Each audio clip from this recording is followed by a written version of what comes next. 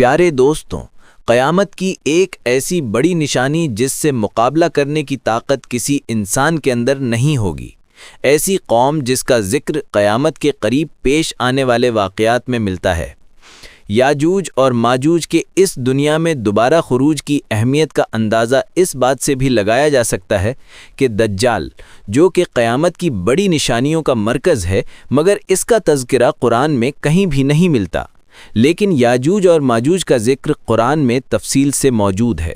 دوستو، یاجوج اور ماجوج کے بارے میں الگ الگ لوگوں کے الگ الگ خیالات پائے جاتے ہیں، لیکن حقیقت سے بہت سے لوگ اب بھی بے خبر ہیں۔ آج کی اس ویڈیو میں ہم آپ کو بتائیں گے کہ یاجوج ماجوج کون ہے، یہ کیسے دکھتے ہوں گے، کس شکل و صورت کے ہوں گے، اور وہ کون سی دیوار ہے جس کے پیچھے یہ قید ہیں۔ ساتھ ہی اس دیوار میں انہوں نے اب تک کتنا سراغ کر لیا ہے، یہ سب آپ جانیں گے، تو ویڈیو کو آخر تک ضرور دیکھیں۔ دوستوں، زمانہ قدیم میں بہت سی قومیں گزری ہیں، کچھ ایسی بھی تھیں جو ظلم اور بربریت میں اپنی مثال آپ تھیں۔ ان کی طاقت، ان کی دہشت اور ان کے قہر سے پوری دنیا کانپ اٹھتی تھی۔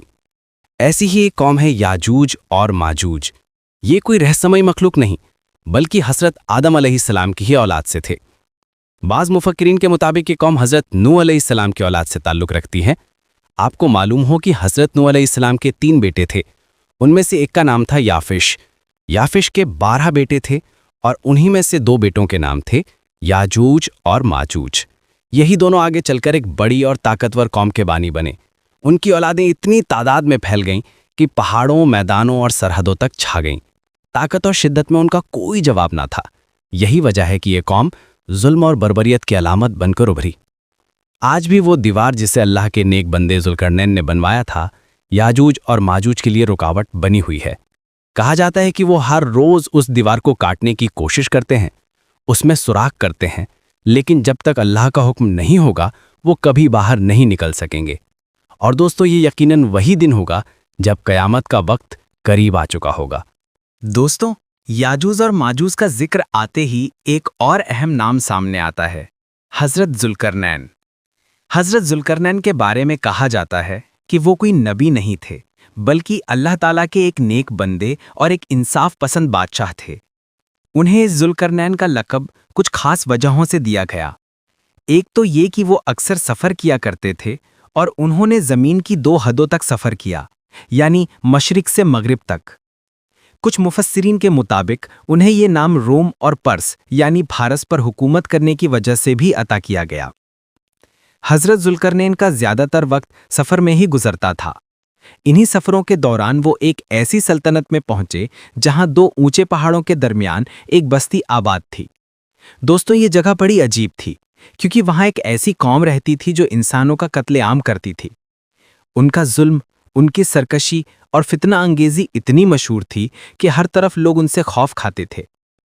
یہ قوم ہر طرح کی برائیوں کا گڑھ بن چکی تھی۔ ان کی طاقت اتنی زیادہ تھی کہ ان سے مقابلہ کرنا کسی انسان کے بس کی بات ہی نہیں تھی۔ لوگ ان سے بچنے کے لیے ہمیشہ پریشان رہتے اور ہر وقت خوف میں جیتے۔ اور دوستوں، یہی وہ جگہ تھی جہاں حضرت ذوالقرنین کو ایک بہت بڑی ذمہ داری سونپی جانی تھی، یعنی یاجوج اور ماجوج جیسی فسادی قوم کو روکنے کی ذمہ داری۔ دوستوں، یاجوج اور ماجوج کا ذکر قرآن کریم کی سورہ کہف میں بھی آتا ہے، جہاں حضرت ذوالقرنین کے حالات بیان کیے گئے ہیں۔ روایت ہے کہ جب حضرت ذوالقرنین اپنے شمالی مہم پر نکلے تو وہ 2 اونچے پہاڑوں کے درمیان پہنچے۔ وہاں انہیں ایک ایسی قوم ملی جن کی زبان سمجھ سے باہر تھی۔ ترجمان کے ذریعے جب ان سے گفتگو ہوئی تو انہوں نے عرض کیا، یاجوج اور ماجوج اس ملک کے بڑے فسادی ہیں۔ اگر آپ ہمارے اور ان کے بیچ ایک مضبوط دیوار کھڑی کر دیں تو ہم آپ کو اس کام کے لیے خرچ دینے کو تیار ہیں۔ لیکن دوستوں، حضرت ذوالقرنین نے اللہ کی رضا اور ثواب کی نیت سے یہ کام کرنے کی حامی بھری۔ انہوں نے کسی خرچ یا معاوضے کی پرواہ نہیں کی۔ چنانچہ لوگوں کی مدد سے ان 2 پہاڑوں کے درمیان لوہے اور پگھلے ہوئے تانبے سے ایک بے حد مضبوط دیوار تعمیر کر دی گئی۔ اس طرح وقتی طور پر یاجوج اور ماجوج کا فتنہ دب گیا۔ جب دیوار مکمل ہو گئی تو حضرت ذوالقرنین نے اللہ تعالیٰ کا شکر ادا کیا، ساتھ ہی لوگوں کو یہ بھی سمجھا دیا کہ حالانکہ یہ دیوار بہت مضبوط ہے، مگر یہ ہمیشہ کے لیے نہیں بنی۔ جب میرے رب کا حکم آئے گا تو یہ دیوار ٹوٹ جائے گی اور یاجوج ماجوج باہر نکل آئیں گے۔ دوستوں، یہی وہ واقعہ ہے جو ہمیں بتاتا ہے کہ دنیا کی سب سے مضبوط چیز بھی اللہ کے حکم سے ہی قائم رہتی ہے۔ دوستوں، صحیح بخاری کی حدیث میں نبی اکرم حضرت محمد مصطفیٰ صلی اللہ علیہ وسلم نے اس دیوار میں تھوڑے سے سوراخ کو فتنوں کے قریب ہونے سے تعبیر فرمایا تھا۔ ایک اور حدیث میں آتا ہے کہ یاجوج اور ماجوج ہر روز اس دیوار کو توڑتے ہیں اور کل کے لیے چھوڑ دیتے ہیں۔ پھر جب اللہ کی مرضی ہوگی کہ وہ باہر نکلیں تو وہ کہیں گے کل انشاءاللہ ہم اس دیوار کو توڑیں گے، اور پھر دوسرے دن وہ اس دیوار سے نکلنے میں کامیاب بھی ہو جائیں گے۔